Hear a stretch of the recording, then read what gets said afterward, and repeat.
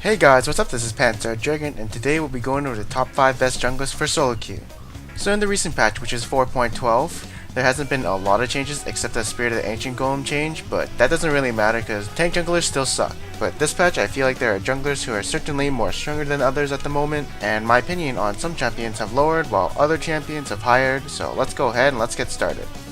Alright, so at number 5 we do have Casper, aka Evelynn. Honestly, the way I feel about Evelynn right now is, she's still good, she still has that stealth, but I think people are getting used to how she plays.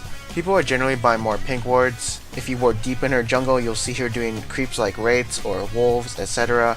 And in a teamfight scenario, people will generally know that Evelynn's going to try and flank them with the ultimate initiation, and so it's actually very predictable on what she's going to do next. But other than that, her early game ganks are still good. You don't really know where she is because of her stealth, and she's free to gank any lane unless there are pinks or deep wards into her jungle. And once she does obtain the Spirit of the Elder Lizard, her damage is incredibly high. And then right after, she'll just build Banshee's Veil, Randuin's, etc. And you'll see in teamfights that her damage is still high even with just the Elder Lizard.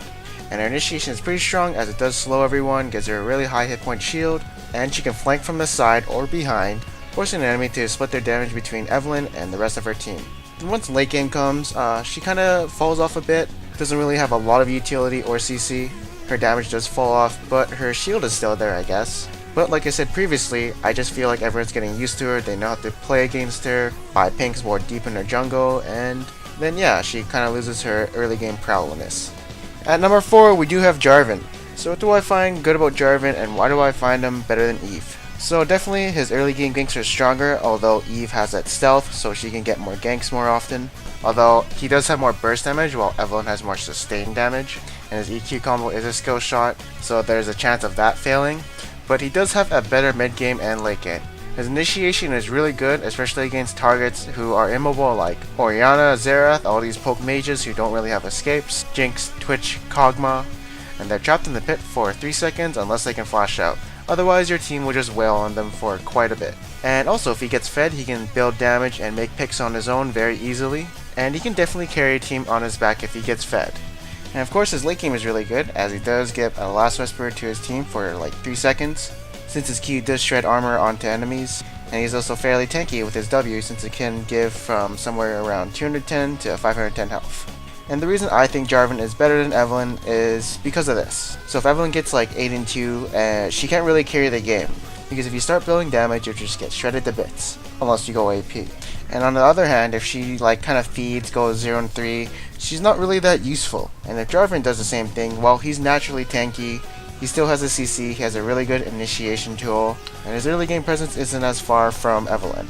So yes, I do feel like that's better, and of course Evelynn just seems predictable these days.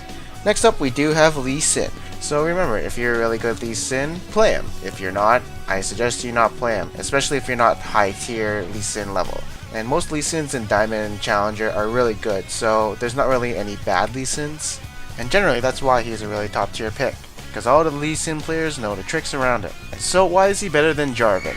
So his early game is obviously better, he can duo Jarvan, he can 2v2 most lanes against Jarvan, and definitely his gank potential is really strong. And if that Q lands on you in the lane when he's ganking, you're basically gonna die. Once mid game does come, he can make really good use of his sight zone since he can jump the wards, map vision is really strong.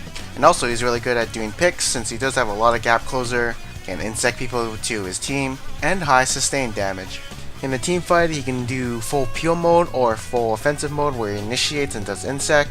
Like for instance, if Shyvana is ulting into your teammates, you can kick him away. He can also give like a temporary shield and slow enemies from getting onto his enemy carries, and he just brings a lot of utility in team fights. Also is really slippery to catch.